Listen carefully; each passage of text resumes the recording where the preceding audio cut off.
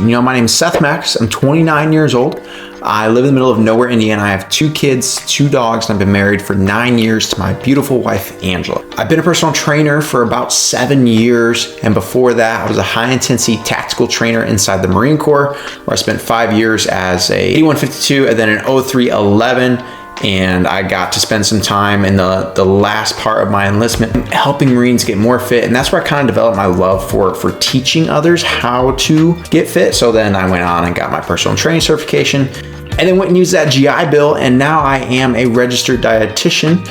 Spent 4.5 years at Purdue University getting that done. So lots of real applicable background in fitness, like actually using it in my job in the Marine Corps.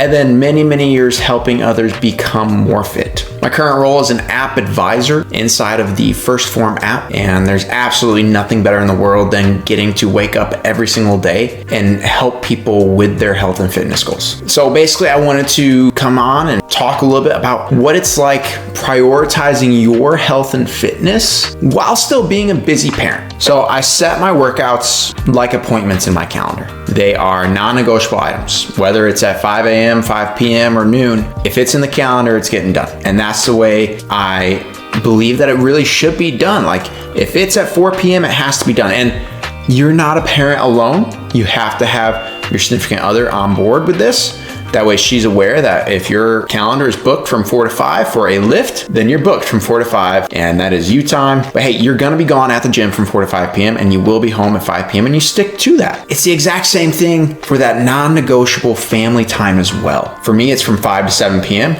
5 to 7 p.m. my phone is away from me. I'm not working out. It is family time. It is dinner, it is playtime, it is bedtime.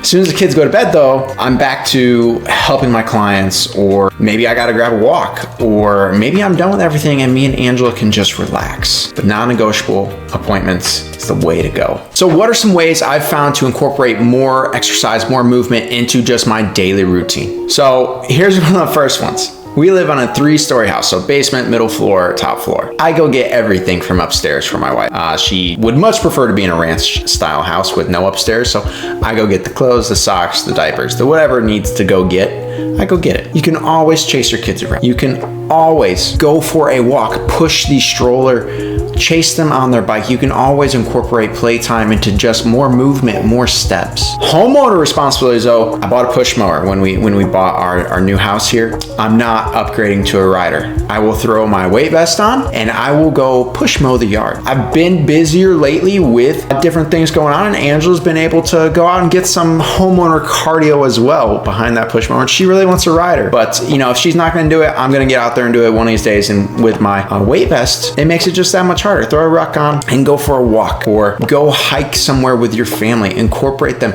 If they got ball games or whatever, go for just a little walk around their ball field. If they're at the park, cool, go find the bar you can hang on, do some pull-ups, do some push-ups. Next thing you know, your kid's gonna drop down next to you and try to do push-ups too. You do some air squats, they're gonna do some air squats. Make it fun. Make it so that they want to do it with you. I installed a pull-up bar 10 feet from where my daughter and my son swing, and so I can push them, walk back, grab 4 pull-ups, push, 4 pull-ups. I got dip bars there too.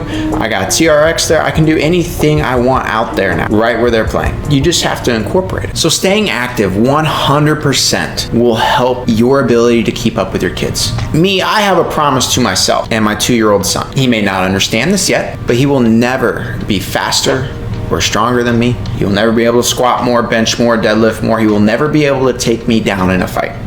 He will also never be able to shoot a gun better than me. And those are promises that I will keep to myself to continually push me, because when I'm 45 years old, he'll be 18. He'll be nearing the peak of his testosterone, right? 2 more years, I'll be 47, he'll be 20. That'll be the time that I'm working towards right now to make sure that he will never be stronger or faster than I am. If you want to talk about energy levels, let's talk about my dad. He's down 90 pounds in the last 8.5, 9 months, we'll call it. 9 months ago, he couldn't bend over to tie his shoes without getting winded. Last month, he's bending over in the driveway, drawing with chalk with the kids. He's completed 4x4x48 by David Goggins. He's completed 75 hard by Andy Frisella, and he just keeps going. And I truly believe it's because he wants to be there for his grandkids. This grandson is only 2. He wants to be there 16 years from now to see him graduate high school, and 20 years from now to see him graduate from Purdue University as well. So 100% your fitness will help your ability to just get down on the floor and play with your kids, to be around for them longer, to not be a burden for them when you turn 65 and now they have to come take care of you because you didn't take care of yourself.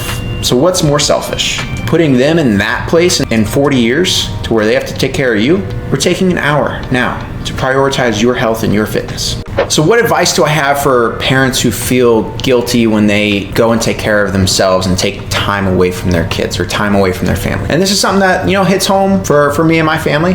My wife struggles with this.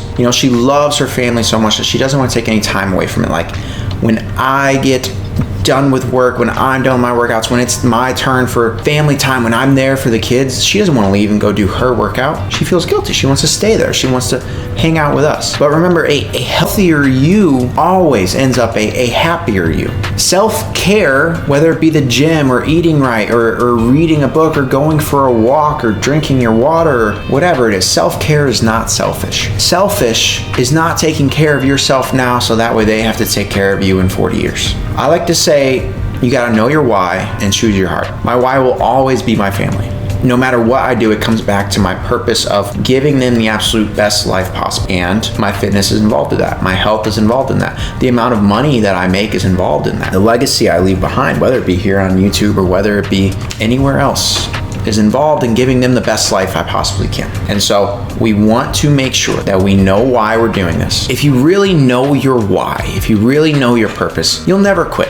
If you don't have a very good purpose, if you don't have a very good why, you'll quit because it'll get hard and you'll sit there and you'll think, why am I doing this? And then you won't do it anymore and you'll quit. So knowing your why is essential. And then you got to choose your heart because yes, absolutely it is hard to work out. Half the time, I don't want to do it either. It's hard to track your food. It's hard to work out. It's hard to meal prep your food. It's hard to take time away from your family.